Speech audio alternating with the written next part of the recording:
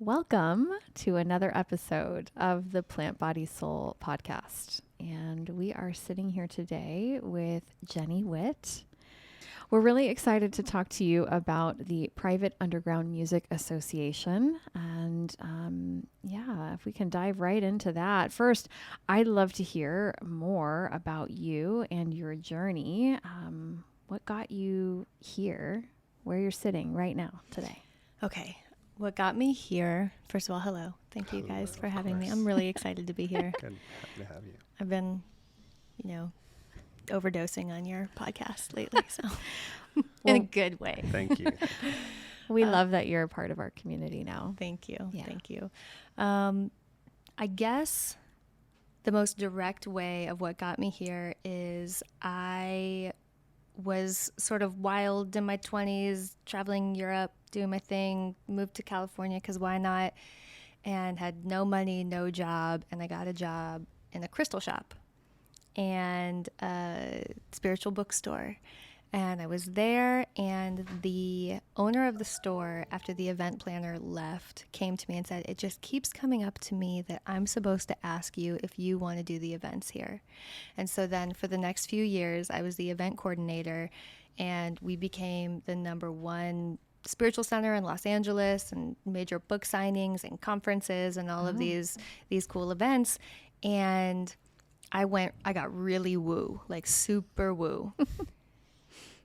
And then I left to go work with a very well-known personality in that world, and it shattered my woo. It was a huge reality check, and I said, I'm done with woo. I just want to focus on music. So then I switched over, and I just started doing festivals, live music events, concerts, concert series, things like that, traveling all over. And had any number of jobs in that industry, and then did 4 years where I was booking and doing creative programming, and really, really enjoyed that. And then I got pregnant and had a baby, and then the world went insane and everything locked down, and I was in California, and I might talk a lot of smack about California during this podcast, but really it's just a hurt person because I love California and I just can't be there anymore. But we couldn't work. We couldn't do anything. I couldn't take my child to the thing that brought my partner and I together. We worked Coachella, and that's how we met. Couldn't do any of that. And during the lockdowns, between my partner and I, we had 5 friends that either overdosed or committed suicide. Mm-hmm. And it was then that I vowed, I was like, there is never going to be a time again where if people need to be with their community, they will be denied. Never going to happen. Not again, not on my watch. So we started PUMA. PUMA stands for Private Underground Music Association, and it is a private membership-based organization, and being under that private umbrella is what then will protect us and does protect us from, people trying to say you can't gather, or you need these things in order to gather, or any insanity they want to try to impose. So we're protected in that way, and that is how I am here talking about PUMA. Is that an adequate answer? Yes. That's a great answer. Yes. So something that I know also that I found very interesting when we, when we started our new friendship and just listening to your journey to Arizona, I learned that you also are in cannabis cultivation, which I feel like it's we true. must I mention did. All right, that. I glossed over that. Yes, Yeah. you have to mention that. I glossed over that. So because we couldn't work, and because we knew we didn't want to raise our kid in LA, we started farming, and that is how we made money during all the lockdowns. And what more would you like to hear about that? We still have a farm, we're still cultivators, and my partner is such a green thumb. He can grow anything. He grows the most beautiful cannabis, and we help a lot of people with it. My dad, who is a cancer patient, we get to help him with it. So it's a very rewarding thing. It's a very ironic thing because my partner and I are both in recovery, sober. Sure. But the plant is so healing and it's so incredible. And so we're really grateful. And, you know, we were totally led there. We were totally guided there. So I don't have any, you know, issues with, you know, us being there. I don't think that it's in any way in conflict with our recovery, because we do get to help so many people, and we got to stay, you know, afloat as a family and survive, you know, and then be able to make the move here where we get to be with my dad, and where, you know, we can participate in society, and where we get to throw amazing events. Yes. That's great. Well, we're definitely going to dive into the events. Yeah, I would love to know more about how, well, really what inspires you to create the platform. You mentioned that a little bit, but focus on how the promoting and supporting of underground musicians, what is that going to look like?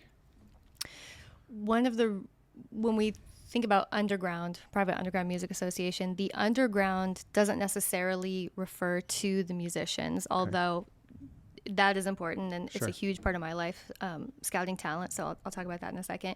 But underground was really a way to say, we're actually not going to do the corporate model that I believe has completely ruined this magical art form of live music. Underground means we're going to be taking our events out of all of the, you know, city permitted, you know, with all the rules and everything, and run by, I'm not going to say their name, because I decided during the lockdowns I don't want to have enemies anymore, but you know what company I'm talking about. Sure. Yes. And they run everything and they rule everything. We want to give people an opportunity to support their favorite musicians without supporting this structure that is just exploiting every fan, exploiting every artist, exploiting every venue that they take over. So that's really what underground is about. But to go back to underground artists, one of the most rewarding things for me when I was booking music was to be able to bring musicians that really didn't have a following, that people didn't really know, and put them in front of an audience. And there's nothing more rewarding than when you see the audience receive that artist the way you did. Sure. Yeah. You That's know, great. it is incredible. And it's a joy for me. It's a blessing for me that I'm able to do that. That's beautiful. It's exciting. I like watching you get excited talking about music. I can feel it from you, just beaming. Yeah. It's really cool. So obviously we touched on the music industry being heavily impacted by COVID. How will Puma navigate any future challenges posed by potential lockdowns? Right. So it is a private organization. Right. And so as long as everybody is a member, and kind of the structure, how it'll work is we'll have membership recruitment events, right? Those are open to the public. Anybody can come to those events. Those events, we play by the rules of the venues that we choose in order to show people what Puma is all about. And then once people become a member, then they will have access to events that only the members get access to. And again, one way that we'll protect ourselves, we'll put all of those on private property and just structure them in a way that is very unique. Another thing about the industry that's driving me crazy is I feel like every festival is the same, every concert is the same. It's all following the same format and the same structure, and we really want to shake that up. So we're really interested in bringing music together with things that maybe are non-traditional, or that you wouldn't think to link music with these particular things. We really want to give artists also an opportunity to engage with their fans outside of just the same set that they play every night when they're on tour. So there's a lot of creative ideas that we have going on, and I don't know who's listening to this, and I don't want to give them all away. But we're all going to be working together, and we're going to start rolling out events really soon. So I'm really excited to showcase that to the world very soon.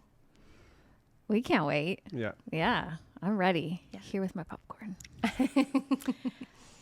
In the realm of marketing and branding, what strategies do you see Puma employing to stand out in terms of a crowded music industry? Okay, you guys are the marketing professionals, but I have some ideas, and they may be terrible.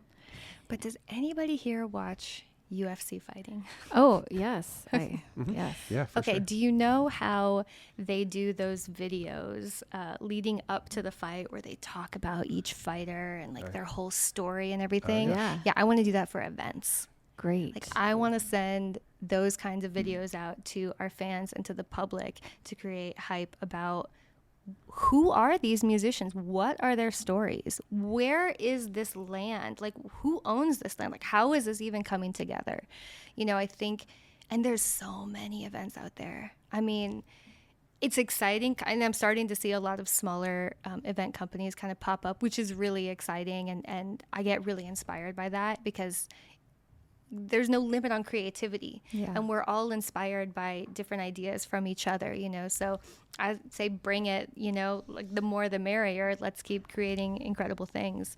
But I really want people to not just think that a Puma event is like, well, yeah, I'm going to go to this Puma event and then I'm going to go, you know, over here. I want them to be so excited about being a card-carrying Puma member that they understand why this land was chosen, why this property was chosen, why we're bringing this music together, why highlighting this music at this time is important, why are we bringing in these other elements. So I really want to like flesh it out so that people can really feel like they're totally engaged, totally a part of, and totally down with, you know, what we're creating. I think that's important. People want to be a part of something bigger than themselves.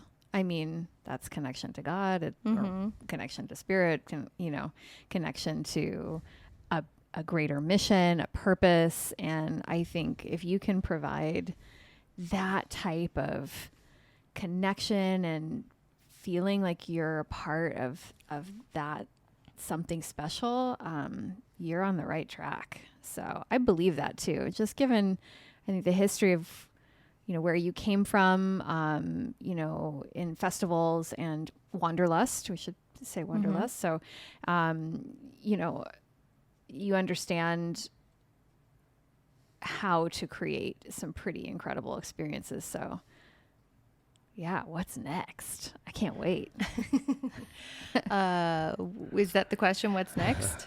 Well, I guess it was rhetorical, but yeah, go ahead. Tell me. What's Okay, next? so, well, with you guys, we're going to be working on an event called Rock and Roll Brunch, which I'm very excited about.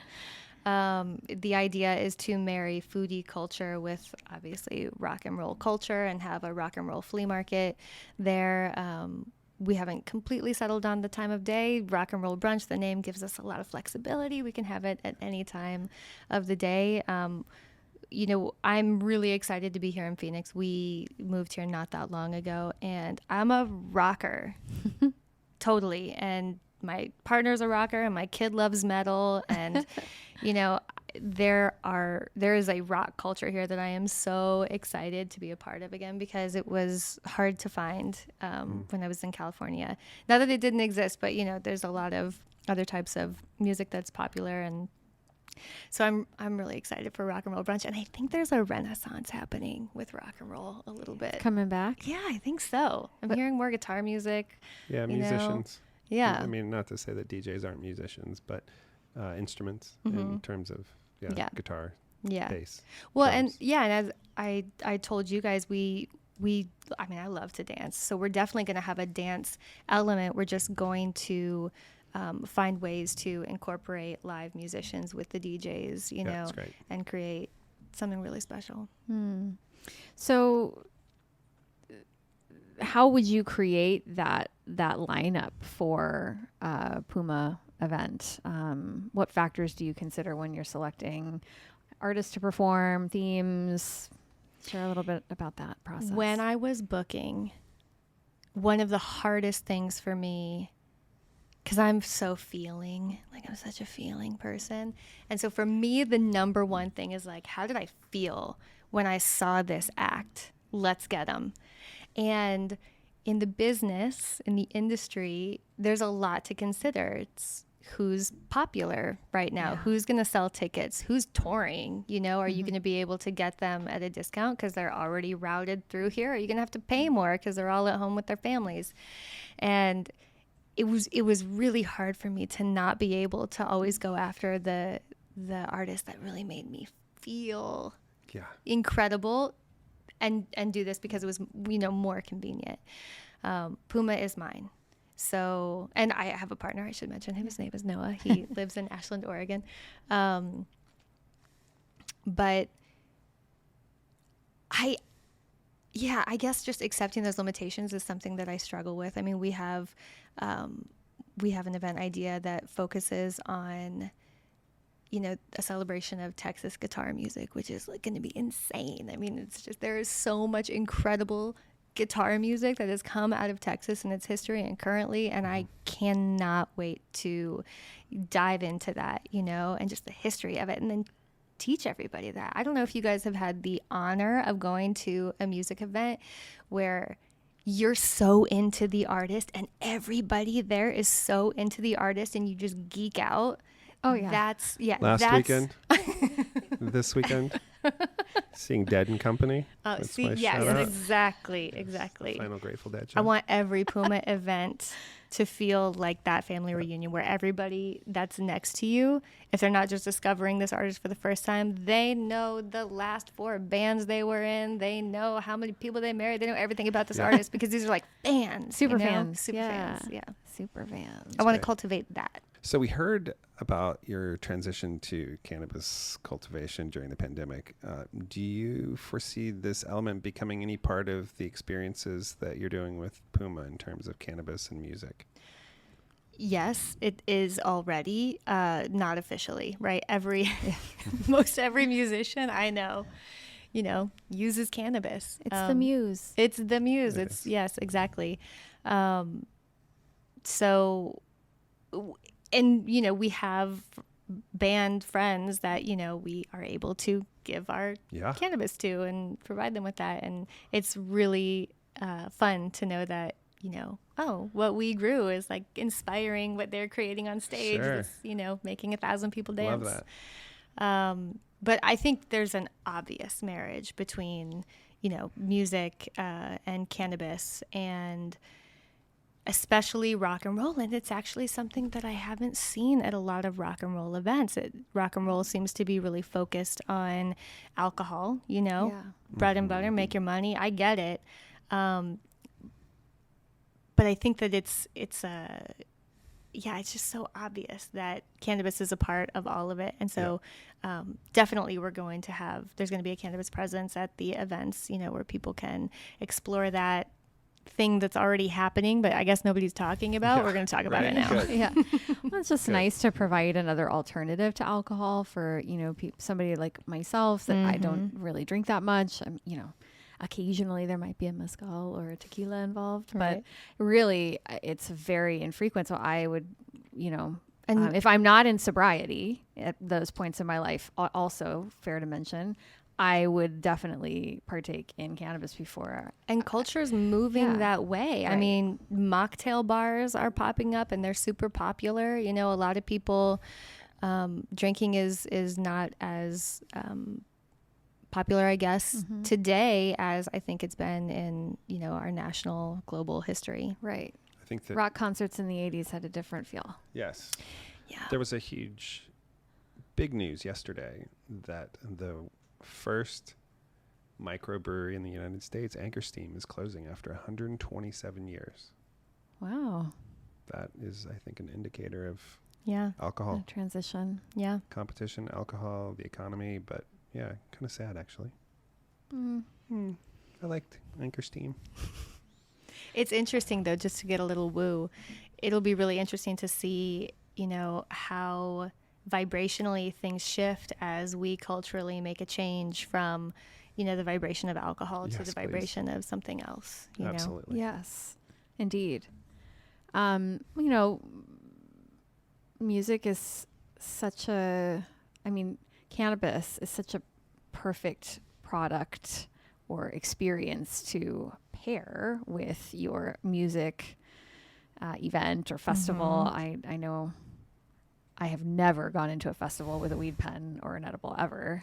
Have you? Never. Oh no, never. I didn't even know people did that. No. Why never. would you do that? Nope. But we certainly will definitely stop at one of our favorite dispensaries before we hit up that music festival. Yeah. And then it becomes a conversation. Like, yeah. okay, Yes. where do we hide the pen? Or where do we, Where do we even get our, what dispensary are we going to? And so one of the things that we do is we actually pull up weed maps and find the closest dispensary to whatever fairgrounds or venue that we're going to. That is so smart. And hopefully has my favorite strain. Well, you can certainly find that out by checking weed maps. Yep, it's awesome. Yeah. All you need to do is download the app. Brilliant. Skywalker OG. Is that it? Is that Is that One of yours? it's one of my faves. Yeah. I'm definitely more of a ratioed edible girl Mm-hmm. or like a beverage. That's where I'm at nowadays. When I do. One night. So are there any, I know you're still working on the development of Puma. What are your future plans, aside from some of these events? Are there, social impact missions you want to be involved with? Any initiatives that that are on the horizon for you? Yeah. So one of the things that is very important to us is that every event that we do have is connected to a charity or a cause. Something that, resonates with the local community where we have the event is very important. We want to be excellent stewards of anyone who invites us in, any town, any property, and we really want to make sure that everyone feels uplifted. Artists feel uplifted, our fans feel uplifted, we feel uplifted, and especially the community and, whatever their needs are. So we're going to spend a lot of time before we put an event in a place going in and finding out, what are the needs of this community? How can we help? How could we possibly hurt? How can we, lessen that element? I have this dream. I don't know if you guys are into regenerative agriculture. Yes. But I want to go talk to Joel Salatin, who's like the man of regenerative agriculture, and find out how we can use human beings walking across fields from stage to stage as a way to put the seeds down in the ground. Cool. You know what I mean? Yeah. Like the way that they use animals on regenerative farms. We can do that with people. I just got to talk to Joel. That's a great awesome. idea. I know. I think, he'll probably laugh at me. I would but be into it. Yeah, for sure. I think there's a way. So like, for example, Woodstock is like the worst case, right? It's like you have all these people that are going to this farm, to see this amazing show and to completely destroy the town and the resources and all of that. Like, that's just like, that's not what Puma is about. No. That is where, Oh my gosh, did you guys watch Woodstock 99? Yes. I saw it on live on television. Wow. I was was- watching that I was on MTV. Boiling inside. Because I remember watching it as a kid too, but I didn't really understand. And What now was really going on? now being an event Wow. producer, I am appalled at the behavior The of those decision producers. making? Oh, I am appalled. Yeah. I mean, I get it. Fucking burn that place down, man. They are just taking such advantage of those fans Yeah. in a horrible way. It's Yeah. inhuman. Some of the best fucking music came out of that show, though. You know what? Honestly, like the last 3 years have been so hard. I get that kind of music now. Yeah. Like if you would have talked to me 3 years ago, you'd been like, 70s rock and roll is where it's at. And I'm like early 90s alt rock 90s. right Rage. now was Yes. so hard. Rage Rage Against the Machine. Machine. Yes. Yeah. I That get it. performance was insanity. Yeah. Yeah.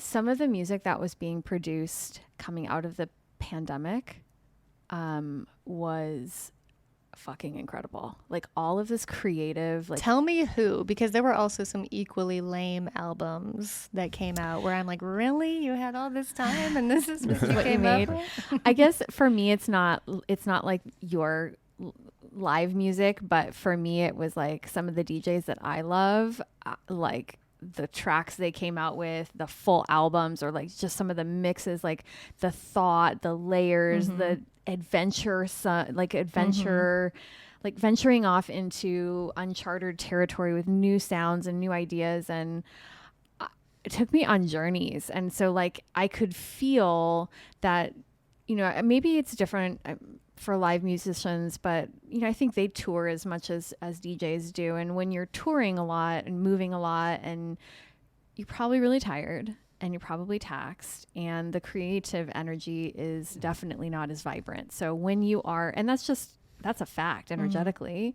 So when you're like, when you're, you know, forced in this situation to be still, to be quiet, to, you know, clear away all of the other distraction, you can really foster something beautiful in that creative energy. So that's what I saw coming out of some of the pandemic. I wonder also if it's because DJs typically work alone and they're used to it, but a lot of live artists they're in bands, and they weren't getting together at all during that time, you know, to feed off each other. And that is a very interesting distinction. Yeah. Thank you for that. Huh.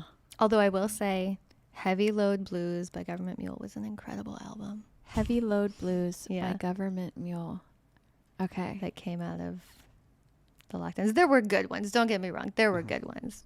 But I guess the ones that are bad, they're just so like record stopping bad. A little jarring. So as someone that's deeply connected in music, and what advice would you give someone who is looking to pursue a career in the industry?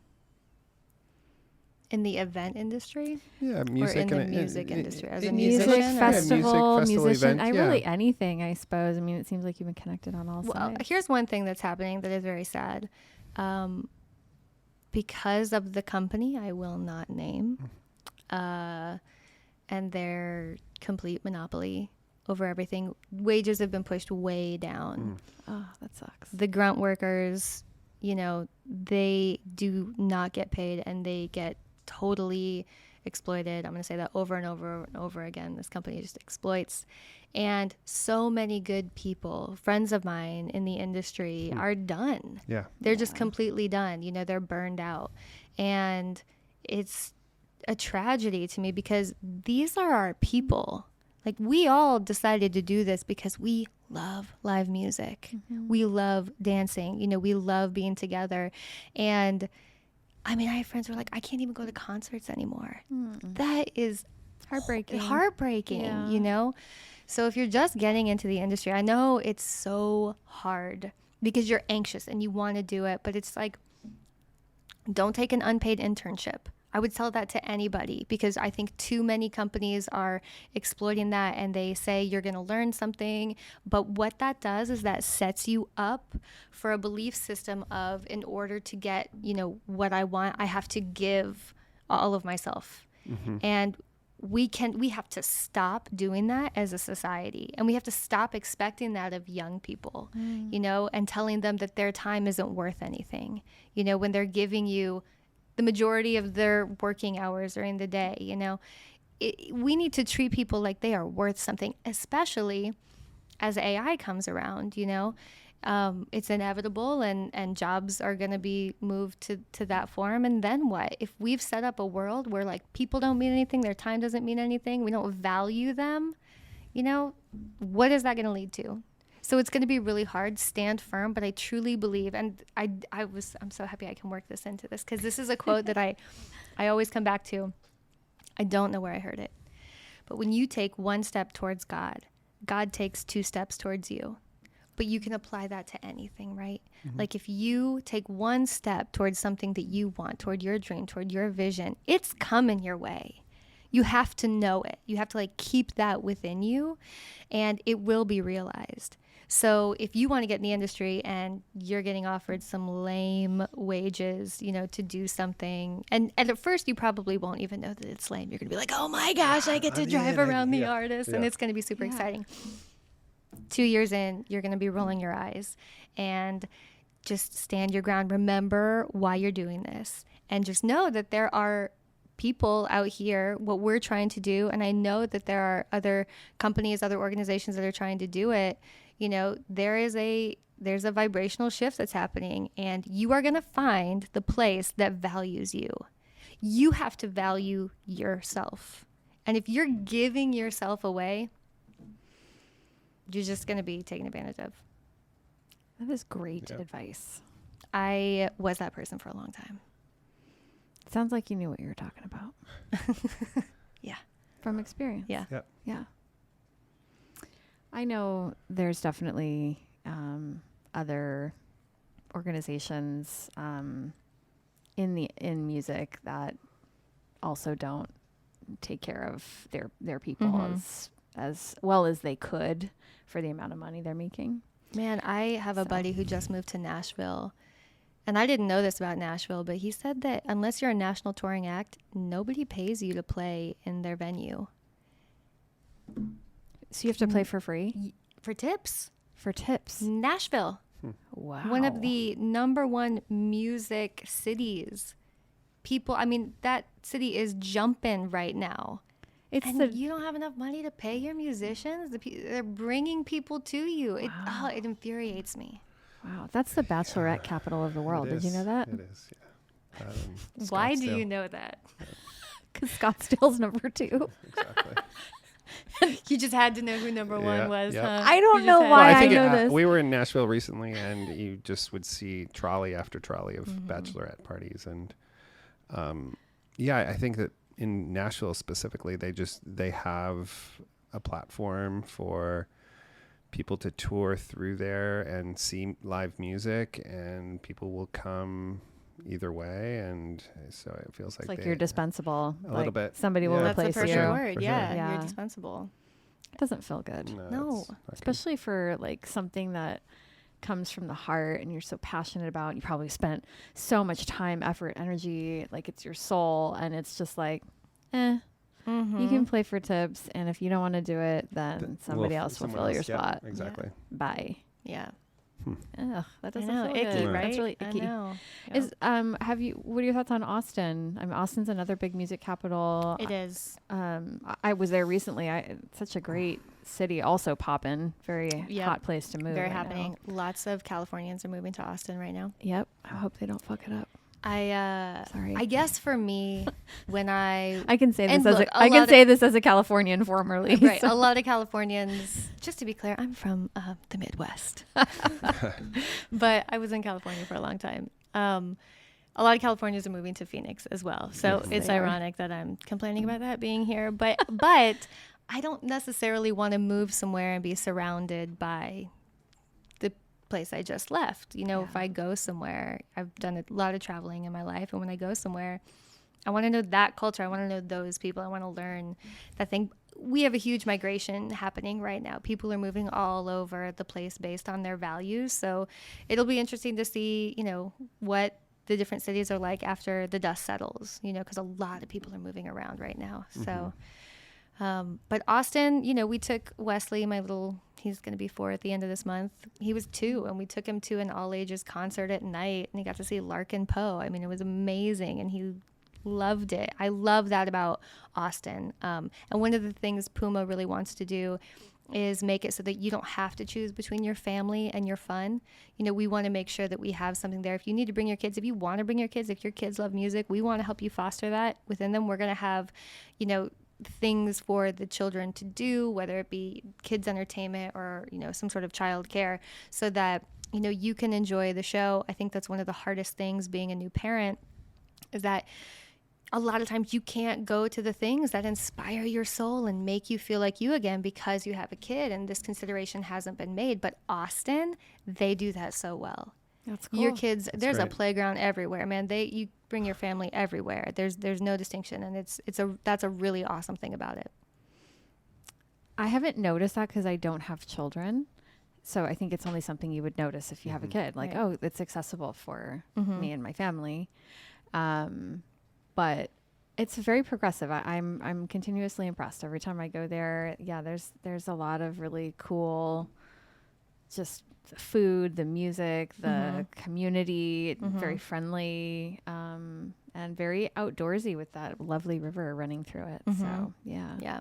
One of the things to think about with Puma is how do we make sure we're not just another music event passing through these music cities, So that's really where we're going to put a lot of focus, if we're not going to be in those cities exactly, maybe just outside, or how are to your point, how are we going to distinguish ourselves? You mentioned to me in another conversation, just a casual conversation, as we were talking about Puma, about there being little hubs in various parts of the country or the world, maybe. Right. So we have kind of growth phase visions, so one will be rock and roll brunch, and kind of starting the membership recruitment events.